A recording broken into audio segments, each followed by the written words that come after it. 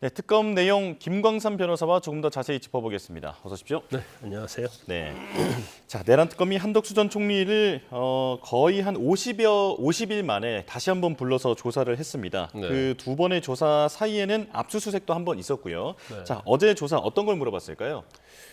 일단 뭐 이제까지 이제 언론에 보도된 것처럼요. 한덕수 총리가 이제 지난 비상계엄 당시에 국무회의를 소집하고 그다음에 계엄 해제 이후에, 그러니까 국회에서 해임 의결 이후에 또 국무회의를 했거든요. 네. 그래서 이제 이 과정에서 어떻게 보면 비상계엄 자체를 이제 정당화시키기 위해서 한 것이냐, 아니면 이 요건의 어떤 흠결, 그러니까 비상계엄의 흠결 자체를 치유하기 위해서 한 것이냐, 이제 이런 부분이 과연 비상계엄의 방조, 내란은 이제 방조죄에 해당이 되느냐, 되지 않느냐, 이 부분을 좀 조사하고 있고요. 그다음에 또 탄핵 심판에 나와서 증언했었는데, 네. 그때 사실 그 이후에 대통령실 집무실에서 확보한 CCTV 내용과 좀 다른 부분이 있었어요. 그리고 탄핵 이후에 이제 계엄 선포 문건과 관련해서 그 이후에 이제 사후에 작성이 됐는데 거기에 서명을 했다가 나중에 이제 폐기하라 이렇게 지시를 했기 때문에 이 모든 것 자체를 과연 계엄과 관련해서 어떠한 적극적으로 도움을 줬느냐, 아니면 소극적으로 도움을 줬느냐, 아니면 단순히 국무총리로서 국무회의 소집을 하는 데 있어서 역할이 무엇이었느냐, 이제 그런 부분들이 내란에 대한 방조와 관련이 있다고 한다면 이걸 굉장히 이제 특검에서 심각하게 보고 영장을 청구할 가능성이 크고요.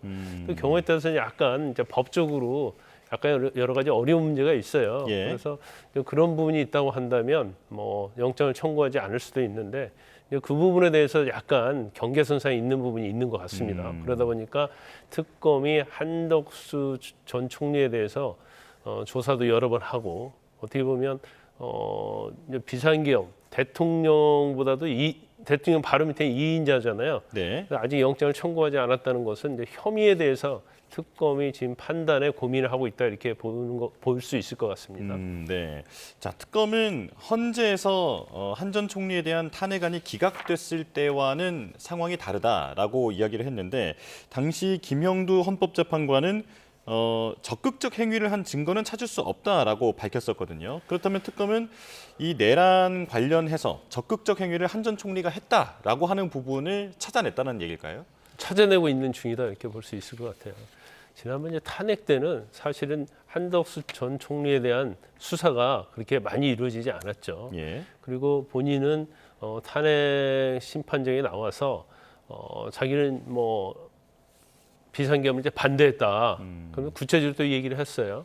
근데 그 이후에 대통령 집무실 CCTV에 의하면 이제 그렇지 않는, 반대되는 그러한 행동들이 나오고 있거든요. 예. 예를 들어서 비상계엄 선포문과 관련해서도 본인은 뭐 양복 뒷주머니에 있는 걸 나중에 알았다 했는데 CCTV 보면 그걸 들고 있는 장면, 그리고 다른 국무위원들 책상에 있는 것까지 모아서 가지고 가는 장면이랄지, 또 이상민 장관하고 또 대화하는 장면이랄지, 이제 이런 여러 가지를 보면 실질적으로 그 탄핵 심판에서 기각이 됐지만 그 이후에 이제 추가된 특검에서 이제 확보된 게 상당히 많이 있다, 이렇게 이제 특검은 얘기를 하고 있어요. 그래서 추가 확보된 증거에 의하면 탄핵의 기각 당시 전과 후가 다르다는 거죠. 그래서 이 증거에 의해서 상당히 비상계엄에 동조했다고 특검은 이제 의심을 하고 있는 겁니다. 예. 자, 사실 그 국무회의 말씀을 해주셨는데 그 부분에 대해서 한 전 총리는 일관성 있게 계엄 선포 전에 국무위원들을 모으자고, 그러니까 국무회의를 건의했던 것은 국무위원들과 모여서 윤 전 대통령을 말리기 위해서였다라고 주장을 하고 있었지만, 지금 특검은 사실 이 위법성에 대해서 정당성을 부여하기 위해서 국무회의를 소집했다라고 보고 있는 거잖아요. 이게 이제 보는 시각이 좀 다를 것 같아요. 보는 시각에 따라서. 그래서 비상계엄을 선포하는데 아마 그 당시에 윤 전 대통령이 국무회의 의결을 거쳐야 하는지 어쩌야 하는지 법률적 검토를 안 했던 것 같습니다. 아, 예. 그러니까 아니 국무회의 소집 절차에서 거쳐서 심의하지도 않고 비상계엄을 하면 유범입니다. 만약 이렇게 한덕수 총리가 건의를 했다고 하면 예. 이게 과연 비상계엄의 정당성을 부여하기 위한 것이냐, 아, 예. 아니면 잘못된 부분이 있기 때문에 절차적 흔결이 있기 때문에 이걸 치유해야 한다.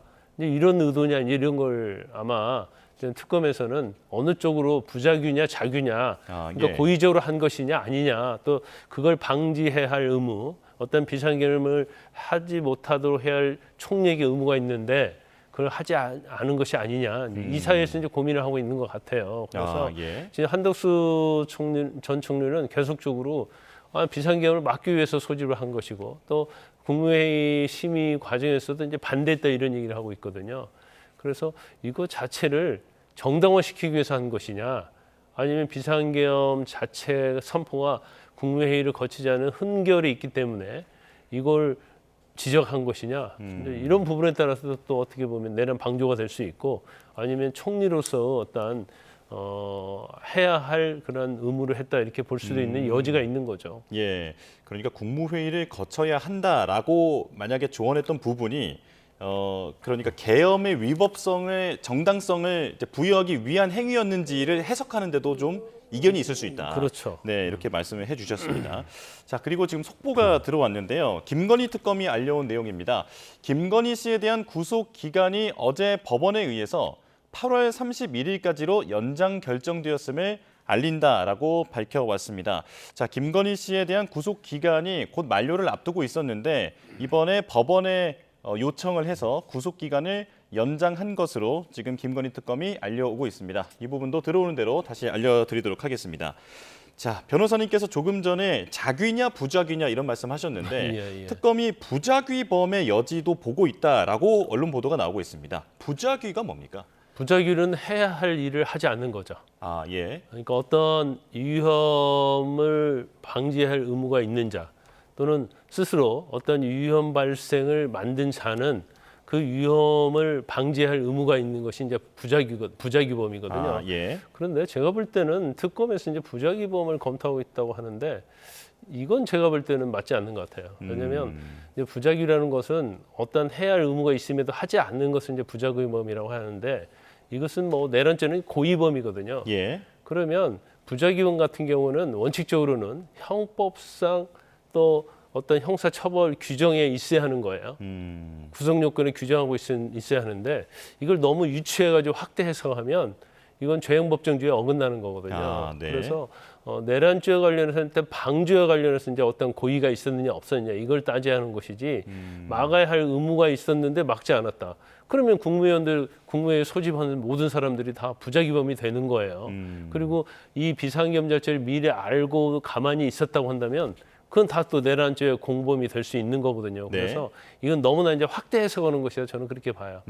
그래서 부작위범까지 뭐 검토를 하고 있다고 하는 건데 제가 볼 때는 그건 맞지 않는 것 같아요. 예. 그런데 실질적으로 이제 계엄 사후에 계엄 선포문 작성한 다음에 서명을 하고 폐기하도록 했고, 이런 전체적 과정에서 과연 고의적으로 내란을 하도록 도와줬느냐, 도와주지 않았느냐, 이제 그 부분이 인정 여부에 따라서 제가 죄의 성립이 결정이 될 거라고 봅니다. 예. 자, 김건희 씨 얘기로 좀 넘어가 보겠습니다. 김건희 특검이 원래 당초 오늘 김건희 씨를 소환했는데 내일 오후로 연기가 됐거든요. 네. 자필 사유서를 넣었다고 하는데 이게 어떤 내용입니까? 아마 지금 우울증에 걸려가지고요. 지금 병원에 입원한 걸로 알려져 있어요. 그래서 네.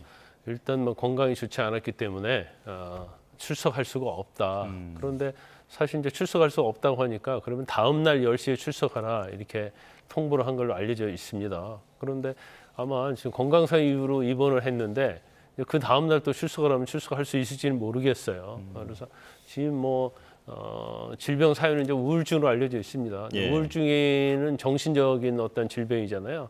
그래서 이걸 이제 특검에서 앞으로 어떻게 용인할지 모르겠어요. 그리고 지금 구속 기간이 22일까지였어요 원래. 네. 그런데 특검의 입장에서 보면 22일까지 조사가 마치지 못할 것이다 생각하고 있기 때문에 구속기간 연장을 해서 결국 이제 31일까지 구속기간 연장을 한 거죠. 예. 그렇다면 그 말씀해주신 31일까지 연장되어 있는 이 구속 기간 동안에 수차례 더 소환 조사를 해서 혐의 다지기에 나서겠다 이런 의도로 보면 될까요? 그렇죠. 그런데 뭐 김건희 여사가 지금 소환을 해도 네. 거의 진술 거부권 행사하고 있잖아요. 그렇죠. 그 사실 이제 소환의 의미가 없어요. 그렇지만 이제 김건희 여사 측의 입장에서는 이제 소환을 하지 않게 되면 결과적으로 이제 강제 구인할 수 있잖아요. 그런 여지가 첫 번째 있고, 두 번째는 나중에 이제 양형에 있어서 이제 불리하게 작용할 가능성이 있기 때문에 예. 이제 소환에는 뭐 응하는 그러한 형태를 취하고 있지만 실제로 소환에 응해서 진술 거부권을 행사하기 때문에 어차피 뭐 특검도 사실은 얻을 게 없고 또 김건희 여사 측도 거의 뭐 출석 안 한 거나 똑같은 그런 상황이거든요. 예. 그래서 저걸 이제 특검이 앞으로 어떻게 할지는 모르겠어요. 네. 자, 그리고 김건희 씨가 자신은 주식의 문외한이다라고 주장해 왔는데 특검이 그러자 신주 인수권 행사 등을 논의했다라고 하는 그 녹취록을 보여줬다고 하는데요. 자, 이 부분은 조금 이따 질문 드리도록 하겠고요.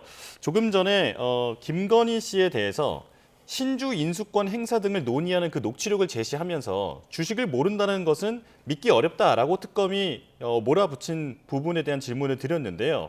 자, 사실 김건희 씨는 권리 매도를 공매도로 오인할 정도로 나는 주식에 대해서는 전문적인 지식이 없다라고 얘기하고 있는 상황 아닙니까?